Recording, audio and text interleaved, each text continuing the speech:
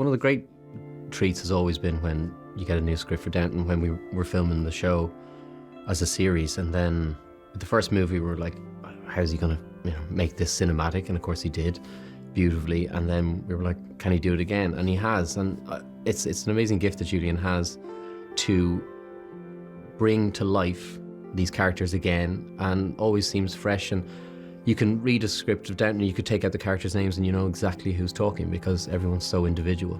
So it was great to see how he reimagined Downton and made it fresh again. And we have, the idea of the new world colliding with, the traditions. We have that in relation to the film that comes in, the film within the film.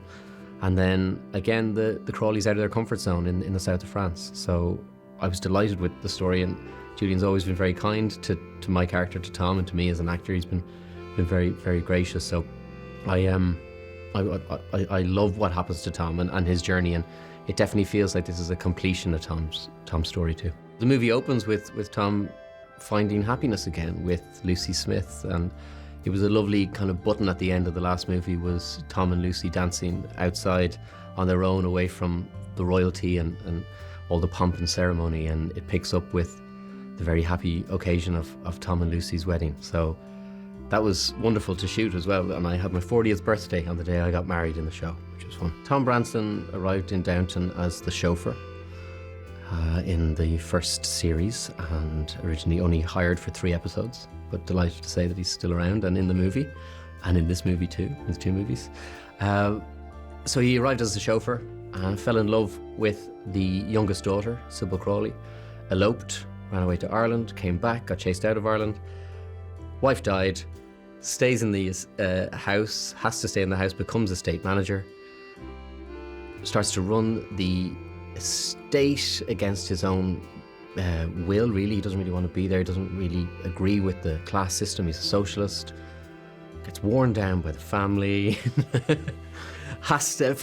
Basically, Tom's journey is about finding acceptance and accepting himself. And what's great about the new movie as well is he does find himself, and in his new relationship as well with Lucy Smith. So all the way up. So Tom has gone from a very revolutionary socialist to a very, very distraught widow to estate manager to definitely now part of the family. Tuppence Middleton plays Lucy Smith, who's now Lucy Branson in the new movie, and it's great. It's actually the now 3rd time that we've worked together. We did The Imitation Game many years ago, and then obviously in the first movie, and I'm delighted to see that Julian has kind of completed their story and brought them together. She's a brilliant actress and great fun to be around. It's lovely to be part of an ensemble. I mean, and that's exactly what Downton is. It is a true ensemble of incredible actors that we're so lucky to have, and to be able to get back together to do this movie.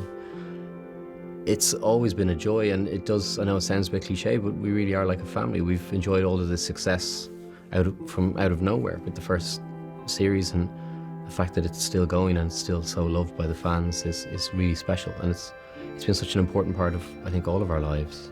And anytime we get back together, it's just a real treat. Downton itself, just as a show, has been a great gift, but then any time that you get to work with a true cinematic legend like Maggie is a gift, and she's always been so kind and very gracious and giving as an actor to all of us, I think. And every day's a school day, I always say that, but it really is. You watch Maggie work and it's a joy. I'd happily not get paid, don't tell Carnival or Focus, but I would happily be on set with her every day and just watching how she kind of works. And then that character has now become so kind of symbolic of her and within her career, and it's a testament to who she is as an actor. She's created someone who on the page is written as quite a vile person, but you can't help but love her. And the one thing that I've really learned is Maggie is as quick, if not quicker, than the Dowager Countess off set as she is on. It's definitely something that everyone was aware of in every department, in the crew and the cast, that when you're making something for the theatres, for cinema, everything has to just kind of take a step up from the TV show. Not saying that the TV show didn't look beautiful and opulent, but there is that sense of, I guess, an extra level of awareness that we have to fill the big screen, and whether it is Donal Wood's design or or Andrew Dunn, who was our cinematographer, what he did and what looks so beautiful again.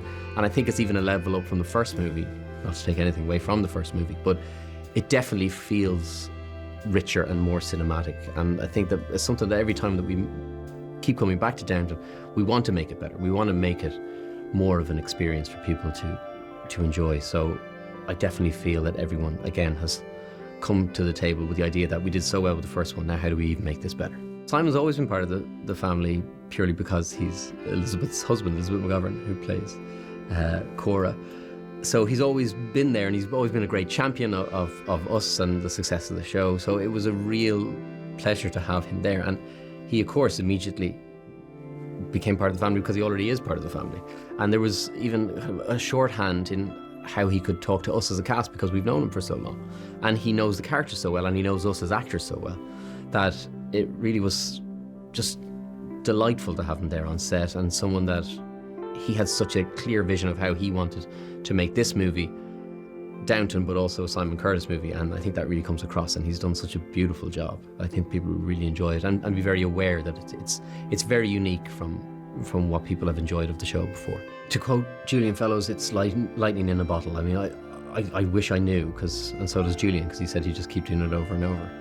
I think we were so lucky, and I was so lucky to be part of this cast, but to get the calibre of actors that we did with that high level of story writing as well, and the fact that he is so precise in how he writes these characters, that there's something for everyone to love in this show and hate and to get invested in. And I always find that amazing, that even especially during the pandemic, people getting in touch via social media or even just writing letters, that it seems to be something that it's also generational, that people can enjoy whether they're 11 years old or they're 90. People really kind of warm to Tom as a character, I think, because, as Julian has said before, he's kind of the tour guide within Downton, because he's discovering this world in the same way that the audience are too.